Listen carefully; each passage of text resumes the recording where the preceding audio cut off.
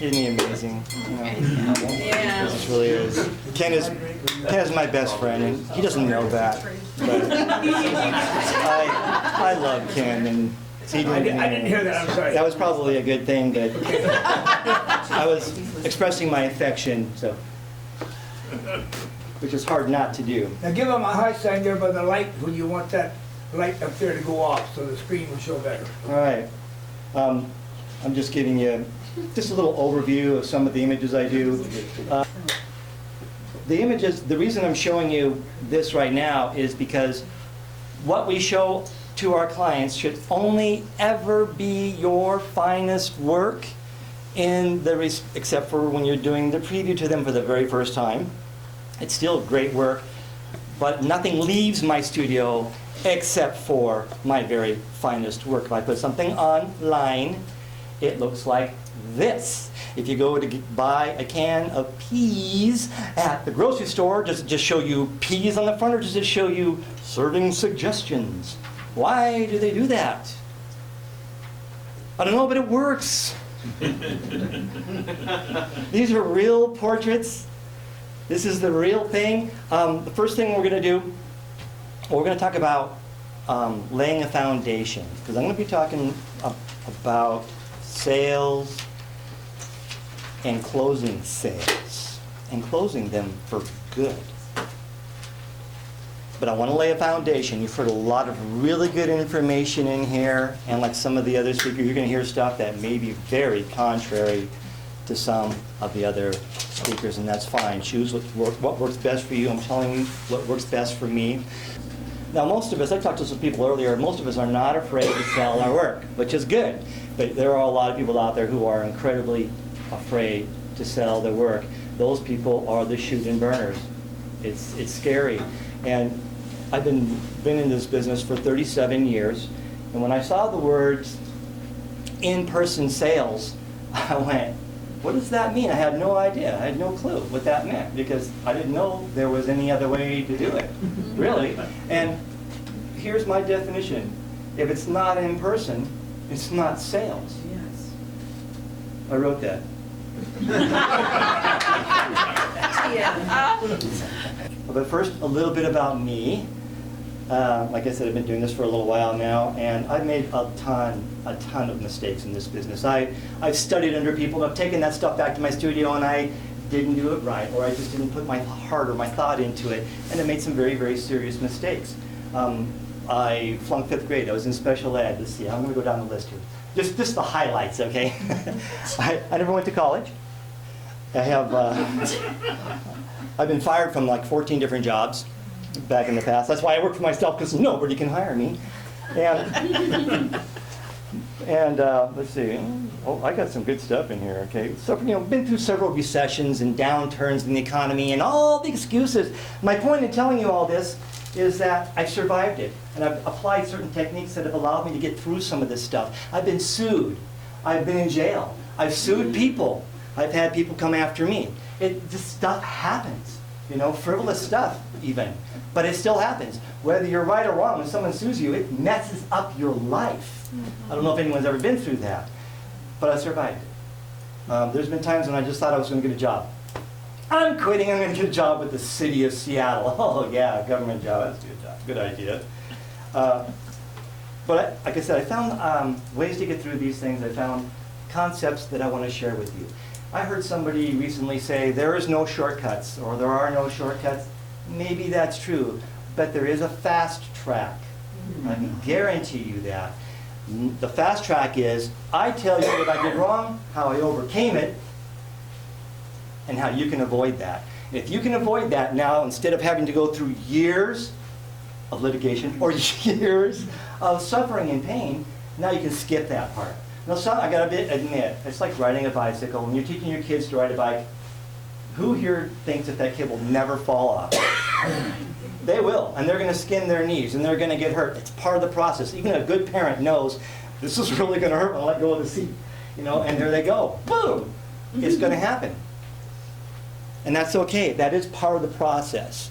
You can't, there's part of me who believes that it builds a character that you can't build any other way. So, but I want to give you some things that will So you can avoid some of the really serious, icky, awful, yucky stuff. And make it fun at the same time. Because photography is fun. I love it. Who loves photography? Yeah, it's a blast, isn't it? Remember the first time you picked up a camera, you go, wow! I used a pinhole camera, and I put a light inside a shoebox, and I put a picture in there, and I reversed it. I made a projector out of it. It was my first projector. Under $1. How about that?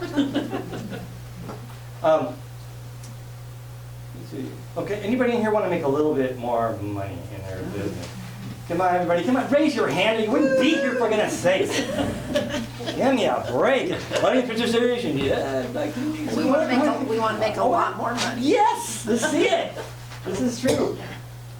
But first, we have to establish, like, everybody has prices in their studio. Everybody has gone through the price list and sweated and was up late at night and calling their friends and talking to their parents and they're, how do you price your work? I'll talk a little bit about that. Usually really poorly for most of us in this business. We see what the next guy is doing, and we're 10% less. A lot of us. I'm sure nobody in this room has ever done that. Well, I want to adjust your thinking just a little bit here, okay? Who here has never had a portrait order from a single client over $500? Okay, good. Because I don't do it yet. But it's about to change, isn't it? Who here has had a portrait order over $500? Anybody? Oh. Yeah, very only a couple. I'm working on that though. Yeah, I'm working on you. The next one, anybody ever have a portrait order over $1,000? Okay, that's a lot of people. That's, that honestly, this already is an elite group. Seriously, as I go around the country, it's like so few people have that. It's like, I got to $800 and that's like a glass ceiling. We're going to shatter the glass ceiling today, completely. This is my favorite part. I really like this part. All right, close myself. Okay. So, who here has had an order over $2,000? Raise your hand. Okay, look at the hands. Look around. Look around. Look who's got. Okay, let's just jump. $5 grand. Order over $5 grand. 10,000. 10,000. Look how many hands are still up at $10,000. 20,000. 20,000. Do I hear 25? 25,000? 30,000? 40,000? I'm gonna have to come down, I think. Is your arm Maybe still I up, can do it. Rick? Is your arm up? 50,000? Is your arm up? Yep. He's the auctioneer. I just had, yes. How did I do that? And I'm not the only one, by the way. Last year you should have been here. There was like 6 more hands back there. I'm going, oh crap, that fell flat, didn't it? Guy had over, there was like 2 or 3 of them had over $100,000 orders. These are portrait orders off of one client.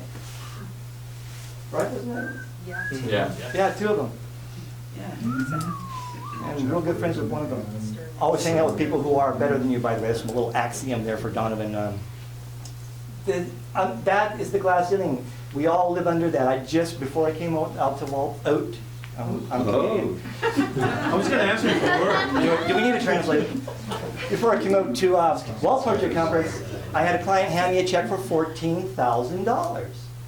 It's like, happy dance. You can do that. If I can do that, anyone in this room can do that. That is an amazing thing. You know the joy that you get? I mean, I love photography. And when it's like putting icing on the cake. When someone hands you a check like that, how much more am I going to love photography? Yeah. My portraiture. And how much better do you think I am going to be because of that? There's a certain responsibility. So many of the people I coach say, oh, I can't charge that until I get better. Baloney! Because when I started out, I sold tens of thousands of dollars worth of really crummy photography by today's standards. But the clients liked them. And you know the old adage, if the customer is always right, even if they're not. That's my little tagline. Because if they love it, who are you to make them wrong about that? They love their family, they love their portraits. You caught something that they really stirred them. That's all that counts. So do not be embarrassed because your neighbor has a degree in photography is a master. That's great, good for them. If you want, I'm twice as much as most any master that I know. And I don't have a degree. I barely belong to PPA. So, actually, they lost all of my records, so I'm not going to go there. They just because I changed my name so many times. I really don't know who I am. The artist formerly known as. Family portraits. Your clients have portraits. Oh, just I want to establish some more value here because I really want to drive this home. Hope I'm talking to the right crowd here. I want to drive home the value of what you do. If your clients, number one, if they're not complaining about what you charge, then you're just way too cheap. Not just a little, but way too cheap. If you get it all the time, smile, because you're getting there. What do you think I get? You go, what? I bet him freak out and go to the bathroom and have to change your drawers. You got, where was I? Oh yeah, changing my drawers. The value of what we do. I tell my clients I'm not a very good salesman because it's really not about sales, it's about appealing emotionally. And I had a client of mine place our large order, and mostly what I hear all the time is, gee, that's a lot more than I thought I was going to spend. I hear that almost every single time. He called me later, this is, gosh, almost 10 years ago. I have a way to make them not call back, by the way. And it works 100% of the time. They can't find me. I changed my number too. I don't even live there anymore. Yeah. Anyway, he calls me back after the sale, and he says, "Oh, Donovan, don't cash that check. Don't cash that check." And by the way, I don't take credit cards. He said, "Don't cash that check. I want to talk to you first." I go, "Okay, it's fine." So I actually tore it up and shredded it, and I stepped on it, and spit on it. And he called, so he came in actually, I think it was the next day, and he sits down there and he's a stockbroker and he's not from my area, he's from someplace else back east, and he's telling me that, well, you know, I don't know why you charge so much and how, you know, blah, blah, blah, blah. You know, I'll just sit there, I'll let him vent. I didn't come up with a whole bunch of stuff to say to him. This is also part of closing, in case you're wondering. You know, closing has a different meaning to me than it does to maybe a dictionary definition. I let him vent, and when he was just about done, he was telling me about how he couldn't buy and sell or trade on the New York Stock Exchange. He actually said something like that, that you couldn't sell it years later. Wow. You know, so it doesn't have any value. It's like, it's not a car or a house. It's your family portrait. So I asked him, I says, you know, let me ask you, if you go through with this, and a year from now I come to you, and I offer you full value, I offer you, because my guarantee says I will, by the way. I'll write you a check for the whole thing. I said, would you take it? He goes, no. I said, how about if I doubled it? No. I go, write me the check. And he did. You know, that's probably the only original thing I've ever done. So, and it's not a technique, it's just like I didn't know what else to say to this guy. I didn't know how to reach him. I'm not going to try to sell anything to him if he doesn't want it. But I used it since then, and it's very, very effective. If people have any doubts about their investment, and if you have any doubts, any of you have any doubts about what the value is to your portrait work, go find one of your good clients. And I suggest you find the one who spent the most with you, who invested the most, and ask them, if I could buy this whole thing back from you at full price, would you sell it back to me? And see what they say. And then offer to double that and see what they say. Let's hope they don't say yes. Yeah. But what do you think the chances of that happening really and truly are? So there's your test. I'm laying some groundwork here, which I can't do without my glasses here.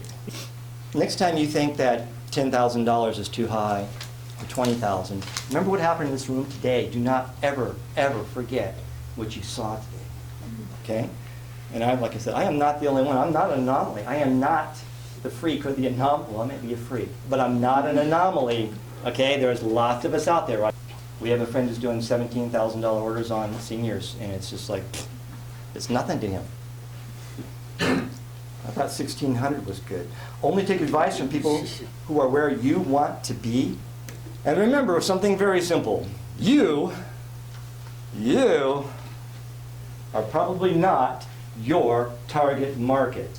I'm definitely not. So when it comes to selling and closing an order, remember, it's not you buying it, it's them. Don't stand in their way. I am now, though. Standing in the way? No, I've Oh. become my target market because Then you need to raise your prices. I've worked. Yeah, true. that's, no, what she You know, I've says is become very what used to true. be my target market.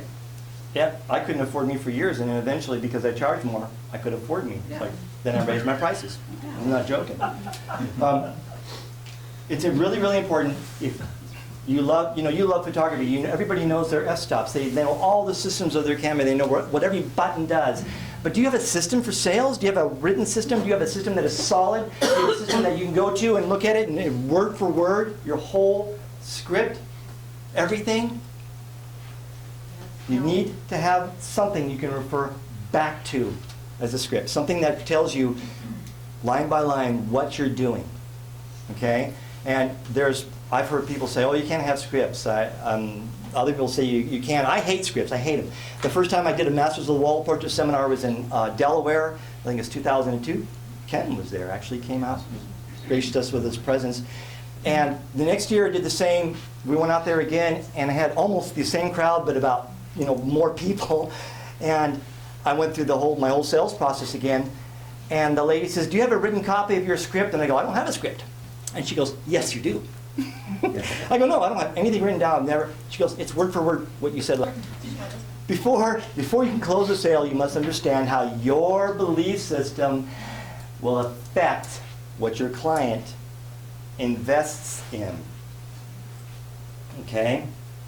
Your belief system has got to change, and I really do. I want to see everybody in here elevate their belief system. I don't want to see any more $25 8x10s. Really, that's just ridiculous. I don't want to see it. I don't want to even hear about it. I come burn down your studio.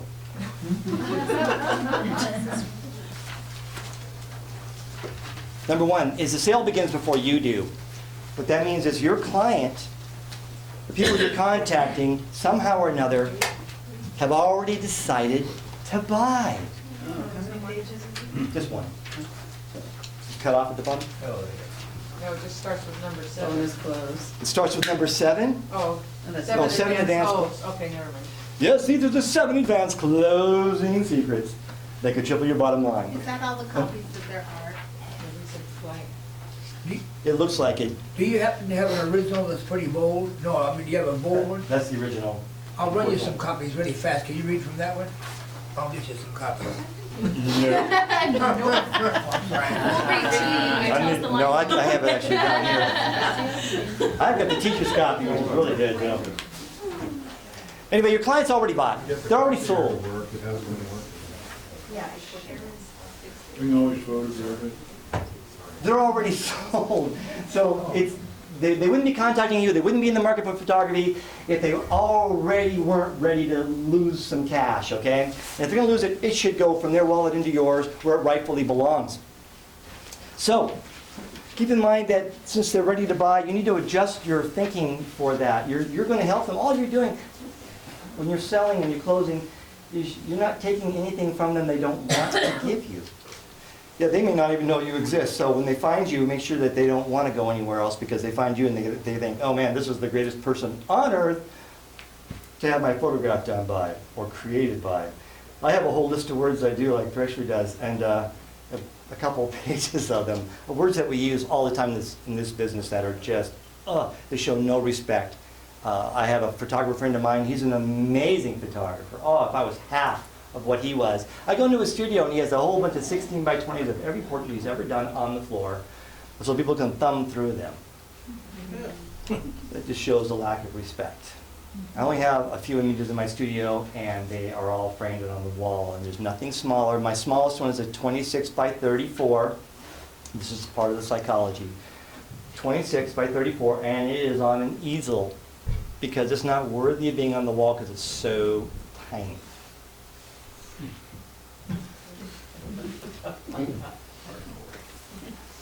So remember, when they come in, assume the best, assume that they want to buy. They have no idea how much it's going to be yet. It's always going to be more, so don't worry about that part of it, okay? right? Has anyone ever gone to the store to buy something that you wanted and discovered that it was more and still bought it? Anybody done that? Everybody's done that. I haven't, but I'm really cheap. A big sale starts with a big attitude. Okay, you don't have to be a great salesperson, but you do have to have a big attitude. It doesn't mean you have a big ego, it just means you have a big attitude. You're thinking big, think outside the box, think outside that glass ceiling that we've all set for ourselves. Think, how in the world did I have someone hand me a check for 14 grand a week or two ago? How did that happen? Because I wasn't restricting them with my small thinking. And there was no limit. And I was priced adequately so that they could invest that. They didn't even bat an eye. And I know you've heard this before, but the more they spend, the less of a pain in the rear that they are. Right, Lucy? Oh. So don't let your small attitude and your small business make you even smaller. That doesn't translate to small sales. In fact, it's quite the opposite. Some of the best boutique shops are some of the most expensive, and they're just little, right? I'm trying to relate to the women here because, you know, women can do something like 90% of all the buying in the United States, and 80%, they control 80% of all the money in the United States. So if you go into, you see the advertising, almost all of it's geared towards women. They know where the money is. You go to Nordstrom's, where's the men's section? Oh, it's that little box right over there. That's all you got? Guess I'll take it. That's good. Number 4 is establish trust. That's primary. There is not going to be any sale whatsoever unless they trust you. It's just not going to happen. I don't care how cheap your product is, how good it is. I don't care what your name is. If they don't feel like they trust you. And it's funny, you know, most of us have talked about the emotional, that we buy for emotional reasons. I think trust is the number 1 right up there. It's like I have a brother-in-law that lives in this city, and he sells these wind machines. If you go out and drive down the road, you'll see these beautiful orchards and vineyards, and they see a pole in the middle with a big fan blade on it. Okay, he sells those. Those are $30,000 a piece, and he has people buy 110 of them at a time. And I asked him, I said, Virgil, where did you get your training in sales? He's number 1, by the way. He's the top in the company. Nobody outsells this guy. I asked him, where did you get your training in sales? You listen to tapes and CDs and go to conventions? And no, I just go out there and sell it to him. I shouldn't act like that. I mean, he doesn't talk like that, but it's like, yeah. Just because he's from Yakima, I mean, come on. It's not like that, really. I got one. But the fact is that, oh, thank you. He's not tricking anybody. He's not fooling anybody. He's giving people something that is really, he genuinely believes in the product. And yes, a $30,000 wind machine is an emotional sale. Do they need it? Yes. Yeah, I guess, but like you said, last year it went on 3 times. It came on. What it does is it warms up the crops so they don't freeze. But they may not use it all year long, and they just spent 30 grand on it. It's not about that. It's about the peace of mind. It's the emotional stability, the knowing they won't lose their crops, lose their farm, have to take their kids out of private school. They know that they're not going to lose everything because they have this big old fan sitting out there. One of my biggest fans. Outstanding in his field. Oh, okay, don't steal my jokes, please. You finally got one. Once met a farmer who was outstanding in his field. Oh. Wow. People will not spend money with people they don't trust. That's the bottom line. Establishing trust, incredibly important. I think you all know how to do that. Be genuine. Oh, well, let me just do a little corollary to that. For me, I've struggled with that off and on. Some of the worst sales I've ever had. Ann Hilling, who was here the other day, I've had some killer sales, man, just like on a roll, and then I went down, I dipped. right? I bumped into Ann Hilling at the lab. And I'm dipping down, and I'm not feeling good. I'm not feeling happy about it, because my kids, doggone it, they need stuff, right? They need shoes. And I have 5 little girls, man, they're needy. So anything you spend, all goes for needy children. That's not funny, that's true. So Ann Hilling, she, perceptive as she is, you know, being a little Ann Hilling, she comes up to me and says, well, Donovan, you know what? And I didn't tell her my problem. She didn't know anything about what's going on in my life. She never, I don't know if she still knows what happened, but I was feeling really down because I was anxious when I went to my sales room. I was concerned about how much money I was going to make. I was going, oh man, I got to make at least $5,000 on this one. Otherwise, my wife's going to be mad. And she says, she just off the cuff gives me the lesson I needed to hear, and that is, love your clients, put them first. And it's like, I know that, but I wasn't doing it. The lessons we learn here, most of you already know all this stuff. You ask yourself, are you doing it? Get out there and do it. Love your clients. Put their needs and their priorities above yours. Put self second. And it's contrary to what we're taught, be the alpha, whatever they say nowadays. I'm not even up with the modern stuff, but put people first. Do unto others. It doesn't always come back to you from that same person, but it will come back to you. People will know if you're trying to rip them off or trick them. And I felt like I was doing that, and that's why my sales are going down. All I was concerned about was me, and it really affected me. And it affected my clients, because now they're not getting stuff from me that they should have gotten because they didn't trust me.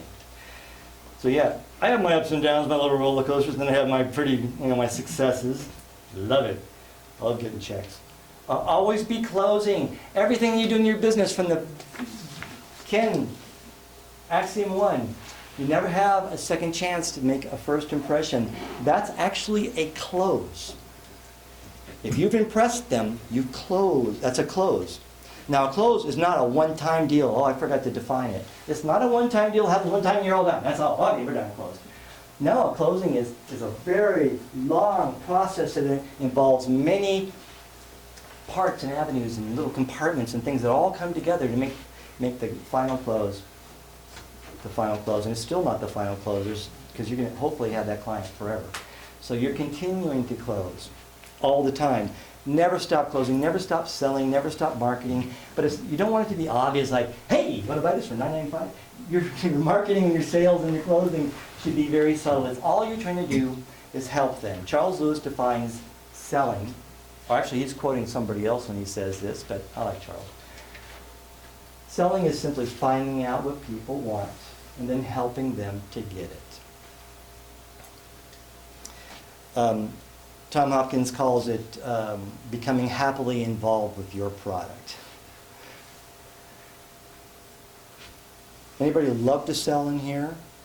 Oh yeah, good. See, love it. If you love it, it's even more fun.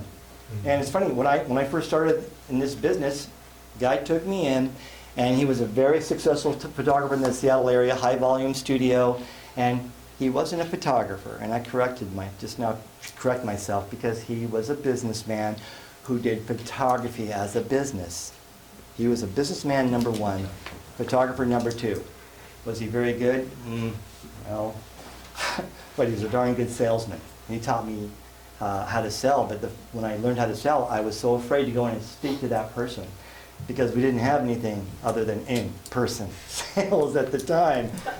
And I had to sit down in front of that person, and I took the photographs, and now they're telling me that they don't like them. My little delicate, fragile ego was really on the line.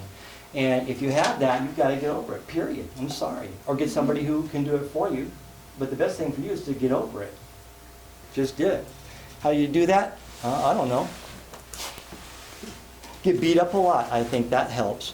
I had a lady come into the studio, and it was a photography session that I did, and they were beautiful images. I mean, for my skill level, they were pretty darn good. And she took the proofs home with her. So I guess we did have a knot, but she still had to come back in person.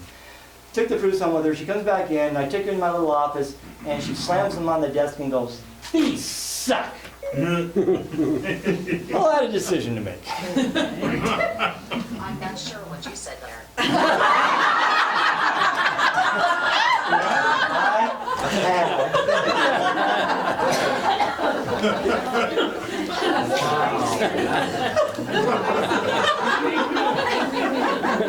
I couldn't have been better timing, could it? That was the turning point in my sales career. It really was. It was like, I could have freaked out. I mean, I never encountered anybody like that, and I was non-confrontive, and I still am, but that was right there a turning point. And as I talked to her, I don't know where this came from, but because I hadn't had any real training in sales, I asked her, what's the matter with me? Yes, this, and this, and this. And she's pointing stuff out. And she's all angry. She won't even sit down. She's standing up on the desk. And I was like, you know, I'm young and I'm scared to death. And when I looked at him, I saw that some of the things she was saying really weren't valid. Most of the time your clients have valid points of view. And I asked her, is there really something else going on? She started crying. She burst into tears and she said, I love the portraits, I just can't afford them. And she's crying. I'm crying too. But she couldn't afford them. And back then they were so cheap, you can't believe it. And it just broke my heart. But it taught me a very, very valuable lesson. And all that to say, what we do is valuable. Always be closing. The main reason that people do not get orders that are like what you saw in here today is because they don't ask. Okay? The Bible says, ask and you shall receive. One of my mentors says, give and you shall receive. Be generous, give, but don't be afraid to ask. Ask for it. And by asking, you don't have to actually come out and say, do you want to spend $28,000 with me today? Then you simply say, how do you feel about this? Oh, by the way, that's a close. Write that down. That's my favorite close. I use it all the time. How do you feel about that size? I don't like that size. Shall I write that down? How do you feel about this? How do you feel about that size? I like it. Okay. I'll write that down. Well, and then if they hesitate, well then I won't write that down. But it's a wonderful close. It works very, very well. And does that sound like I was pressuring anyone just now? Yeah. Shall I write that down? I'm helping them. I'm keeping track for you. I'll write that down. Okay, we like that size. That's our $4,200 size. How do you feel about that? I like that. Okay, good. We'll get that. It's just non-confrontive. It's not me against them. It's me helping them. And when it's you against them, then obviously there's going to be some real issues. You're leading your client. You're not pushing them. You can't push a rope. Unless it's in Alaska. It's the asking thing. I know that sounds really simple, and I have simplified it. But honest to goodness, it really is. It is really like that. You just need to present it to your client, and then ask them, how do you feel about that? They'll say, would you like to buy that? And just say, how do you feel about that? And then listen to their answer. And by the way, I think this has probably been said a couple of times, but God gave you 2 ears and 1 mouth. You should listen twice as much as you talk. Just keep your mouth shut. It's a very, very powerful closing tool is silence. You're asking something, ask a relevant question. Can you see that above your fireplace in your home? And then shut up. Let them answer. Give them time. I sat there for what seems like an eternity waiting for them to answer, but I will not answer or say a word until they do, because I want to hear from them. What they had to say is way more important than what I had to say. I'm putting their needs above mine. They don't need me to fill in any gaps or answer for them. Does that make sense to everyone? Okay. And as you can tell, anybody who's been talking with me the last few days, I like to talk. So it's really hard for me to learn to shut up. I say that silence is golden and it's worth a mint. Ask. Okay, close encounters of the very best kind. You get closed on every day. All of us are bombarded with advertising and all kinds of things closing on us all the time. It's, we call it selling, branding, marketing, but really what they want us to do is buy. They're asking us to buy. That's a close. When you ask someone to buy, that's a close. Most of us don't recognize it. But I have a challenge for everyone in here. okay? I want you to start noticing the advertising out there. I want you to start noticing the things that you are buying and how it's connected, all right? Your studio should be the same way. Everything, from the very first impression to the last time you ever see that client, should close on them. In fact, when they're at home and they're seeing your portrait on the wall, that's the close for the next session that they do with you. Do you understand that? That's closing. Now, when closing, I'm sorry, people love to buy. Who doesn't like to go out and spend some money and buy stuff? Isn't that fun? Is it going to get you jazzed up? I just have to have those shoes. Those are so great. You buy stuff that you don't need. You get it home and you go, where did I see those shoes? You put them in the closet. Sometimes you never take them back, right? You still got stuff. Not that funny. You have stuff at home that you maybe have never used that you bought because you got unconsciously sold to you. You love to buy though. You do. Your clients love to buy. Remember this. Another axiom, people love to buy, but they don't like to be sold to. Write that down. People love to buy, but they don't want to be sold to. People love to buy. Love to buy. Love to spend. Well, I don't because I'm cheap. But people love to buy. Actually, I go to Costco and I spend most of my paycheck goes to Costco. Because quite honestly, if Costco doesn't have it, you probably don't need it. Costco. I have 5 kids. I'm not going to say. I keep at least one employee fully employed there and everywhere else. People love to buy. Don't sell to them.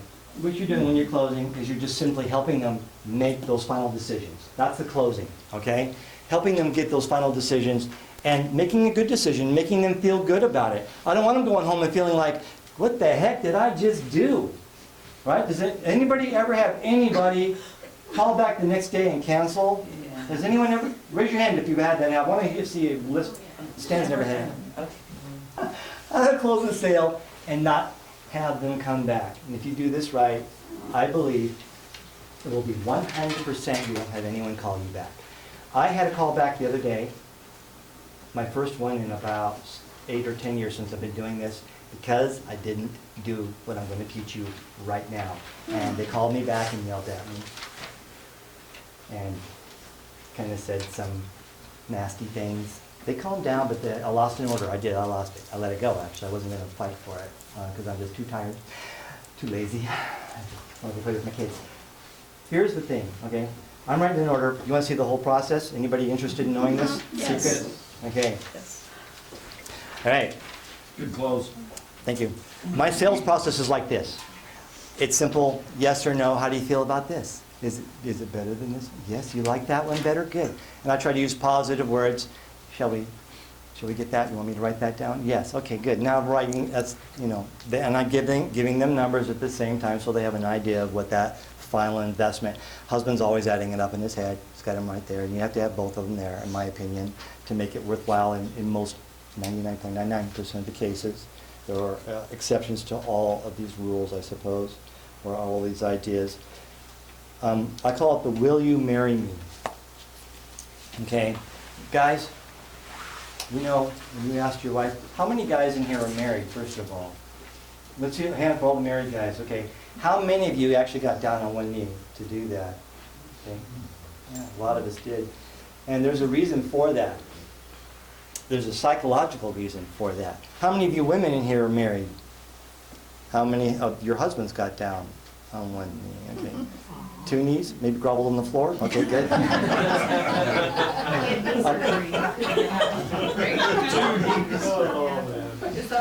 When it's possible, there's something that clicks in our brains, and I don't know exactly what it is, but when I'm writing up my order and let's say for instance I've got, and I have to do this more with the smaller orders, quite honestly, than I do with the $20,000 orders, not as necessary unless I sense hesitation from one spouse or the other, okay?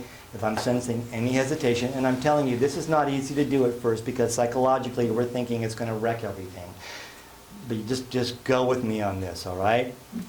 I've got an order here, and it's, let's say it's just a $3,500 order. Now, to me, that's really tiny. But to that client, that might be the most money they've ever spent on anything. Maybe their car is only $1,500. I don't know.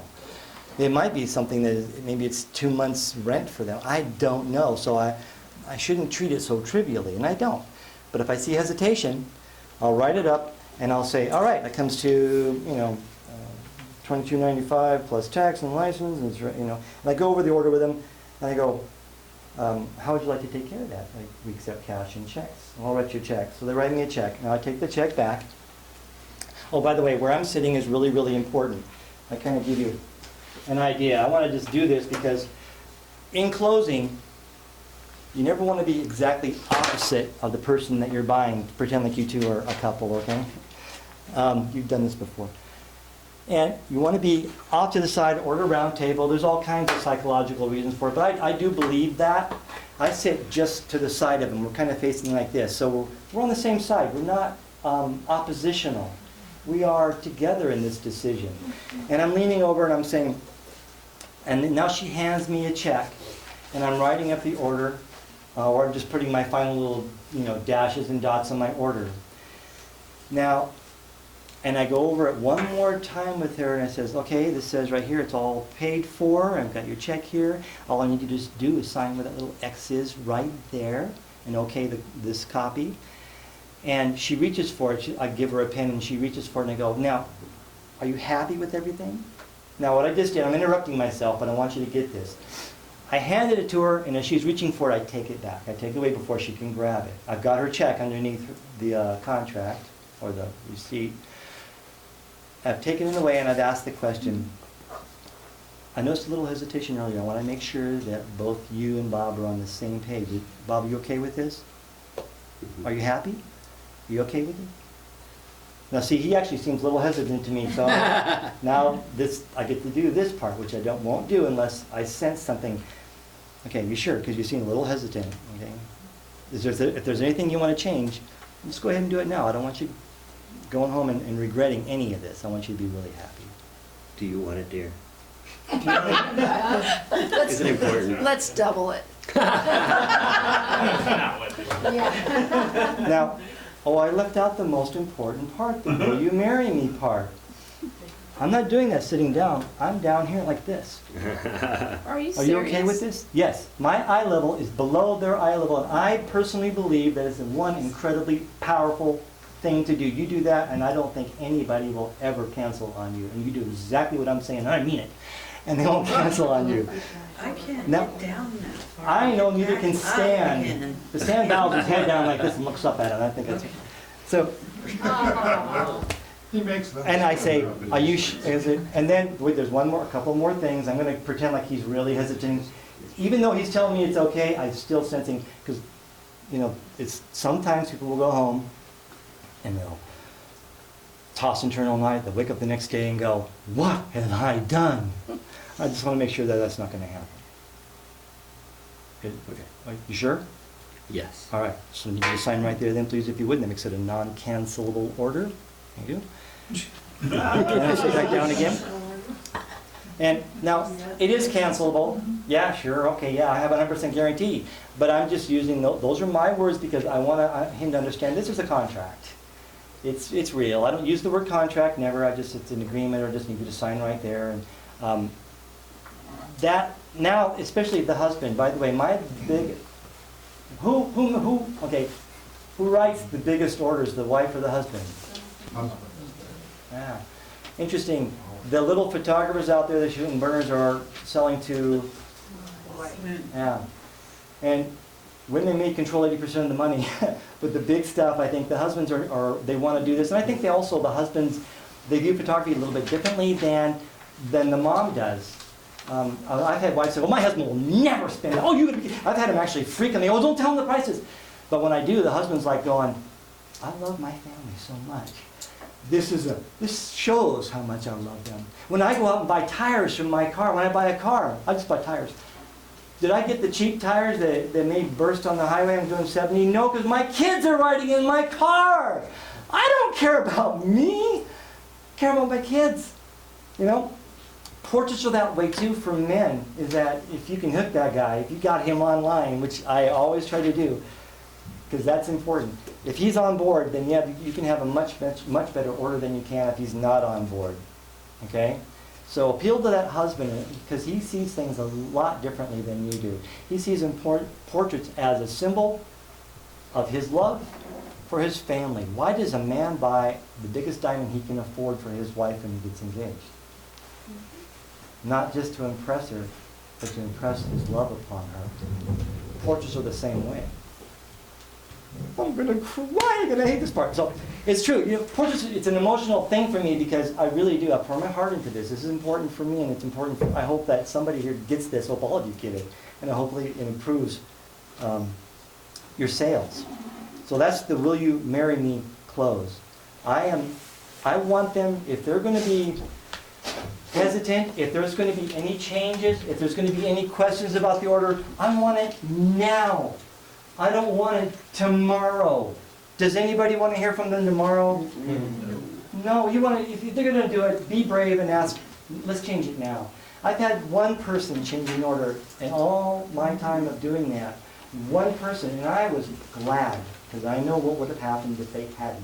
It would have been a 0, and all they did was take it down a fraction. But when they call me the next day, it's almost always a 0. It goes to an ace, and I don't like that. That's not good for them, it's not good for me. So Now, if he would have said it's just too much, then where would you have taken it? I go, what's a number that you're more comfortable with? I'll put the ball in his court. You always answer it with a question, pretty much always. Yeah, sometimes I think I'm so smart and I'll answer a question with a direct answer, and I really am better off just answering it with a question, because now I want them to volley with me a little bit. I'm here for them. I'm not trying to make you buy anything. It's like the stockbroker guy I was telling you about. I told him I'd buy it back from him next year at double the price. I was letting him tell me what it was worth. See, I wasn't telling him. Big difference. If you're telling them, they may not get it. He sold himself, I didn't sell him. Do you understand that big dynamic change here, click, like that? The people who came in recently, I didn't sell them, they sold themselves. They wanted it. He asked me for digitals. Now, I don't get that anymore because of the way I handle it, and I'm film. So I just say I don't have them. Somebody called me the other day who was the mad client, wanted raw files. I don't have raw files. Don't have them. It makes it really easy. But anyway, I said it's less. Here's another way to handle digitals when they say, oh, can I buy the digitals? I always say sure, I hardly ever say no. I say, sure, but it's a lot more cost effective to get the prints. So it's like that. And if you want to know how to price your digitals, does anybody want to know how to do that if you're going to do it? No, I think you shouldn't. But if you're going to do it, let me tell you how. What's the most you've ever sold a portrait for? What's the most you've ever sold a single portrait for, ever? That's the number that should be on your digitals, per image. Right. You understand? That's the value it has. Yeah, that's the value it has, because if you don't, now you're giving away that. I set my price at $10,000 because at that time that was one of the biggest orders I'd have on a single image was $10,000. I've had more than that since then on one single image. Not just the highest price on your menu, but how, like if you sold 10 wall portraits from one negative. Yeah, that's probably yeah. even a better indicator, because if it's from one negative, then yeah, that's your potential. Now you're taking that out of your pocket, and that's not fair to you. It's really not fair to the client. What are they going to do with that anyway? So that's how you should price your digitals. All right, any questions for me?